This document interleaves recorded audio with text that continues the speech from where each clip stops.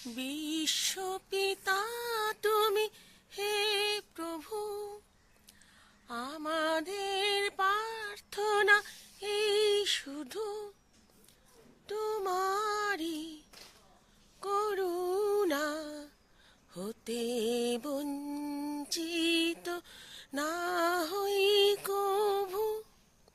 হ্যাঁ বন্ধুরা, তার করুণা থেকে আমরা যেন বঞ্চিত না হই। বেসুরা বেতালে একটু প্রভুকে ডেকে নিলাম গানের মাধ্যম দিয়ে। চলুন, আবার একটা লড়াই শুরু হলো আজকের মতন। চলুন রেডি হই, যাব আবার প্রতিদিনের মতন দোকানে। বন্ধুরা, আজকে তিনজন মিলে দোকান যাচ্ছি, তিনজনা একসঙ্গে রেডি হয়ে গেছি, খাবার নিয়ে নিয়েছি। আর এই যে সাওয়ারি আমাকে ছেড়ে দিয়ে আসবে। চলুন দোকান যাই। দোকান তো খুলে দিয়েছি বন্ধুরা, কিন্তু খদ্দেরের দেখা নাই, তাই শুনছি একটু গান। গানটা পুরোটা শোনানো যাবে না, বা একটুও শোনানো যাবে না, কারণ কপিরাইট চলে আসতে পারে। চলুন অপেক্ষা করে থাকি, টিফিন এখনো খাইনি, একটু পরে খাবো। বন্ধুরা, দোকান থেকে এসে তাড়াতাড়ি করে স্নান সেরে ভাত ডালটা বসিয়ে দিয়েছি। এখানে কুকারে ডাল সেদ্ধ হচ্ছে, আর ওইদিকে ভাত। হ্যাঁ, ভাত ডাল এই কারণেই বসাতে হলো, কাজল আজকে আসেনি, ওর কুকুরে কামড়েছিল, আপনাদেরকে বলেছিলাম, ও আজকে ইঞ্জেকশন নিতে গেছে, সেটা আমাকে বলে যায়নি। তাড়াতাড়ি করে দোকান বন্ধ করে এসে স্নান সেরে ভাত ডালটা হোক, তারপর সব সেদ্ধ সেদ্ধ করে নেবো, বেগুন শিম আলু সব ভাতে দিয়ে দেবো, ঘি দিয়ে, তারপরে খাওয়া হয়ে যাবে। চলুন, ভিজে গামছা মাথায় বাঁধা আছে, খুলে নিয়ে চুলটা আঁচড়ে নিই, আর একটু ময়েশ্চারাইজার মেখে নিই। তিনজনার ভাত বেড়ে নিয়েছি বন্ধুরা। এখানে শিম আলু বেগুন টমেটো সমস্ত ভাতে দেওয়া হয়েছে, আর ডিম সেদ্ধ ডাল সেদ্ধ চাটনি একটু ছিল, ওপর থেকে দিয়ে দিচ্ছে একটু ঘি। আজকে কাজল না এসেই ভালো করেছে, কারণ আমাদের খাওয়াটা আজকে বেশ মন পছন্দ হয়েছে। চলুন ভাত খেয়ে নিই, বাজছে এখন 1:30। খেয়ে উঠে বন্ধুরা সবজিগুলো ধুয়ে নিচ্ছি।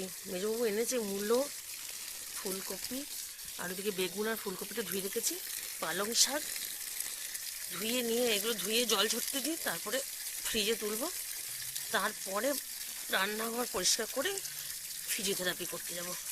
চলুন এগুলো পরিষ্কার করে ফেলি, ভালো করে ধুয়ে ফেলি।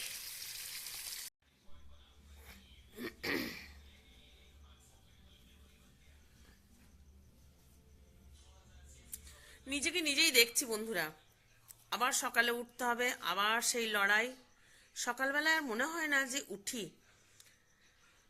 দোকান যা বাদ দিন, ঘরেতেই কিছু কাজকর্ম করতে ইচ্ছে করে না, এত যন্ত্রণা হয়।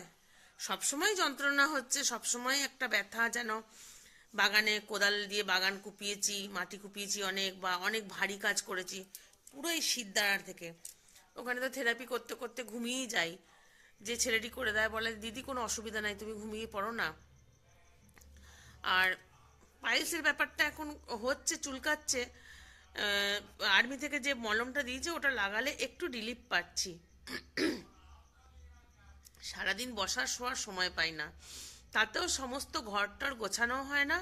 মানে কমপ্লিট একদম নিখুঁত করে যে ঘর গুছিয়ে রাখতাম আগে, পোছাপুছি সব করতাম, সেগুলো আর করে উঠতে পারি না। কারণ দোকানে যেও ঝাড়া পোছা করতে হয়, রাস্তা দোকান তো রাস্তা ধারেই হয়, তার জন্য নয়, ভীষণ ধুলো হয়ে যায়।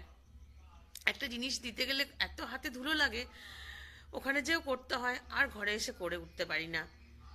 শুয়ে পড়লে একদম সঙ্গে সঙ্গে ঘুমিয়ে যায়। কালকে যেমন অনেক রাত পর্যন্ত ঘুম হয়নি, সকালে কি করে উঠবো, আবার একটা নতুন লড়াই, আবার কি করে করব, এরকম মনে হয়। যন্ত্রণাটা অনেকটাই সয়ে নিয়েছি, কিন্তু পাইলস ফিস্চুলার বা ফিসার যাই হয়েছে, আমার ফিসার হয়েছে, ফিস্চুলার নয়।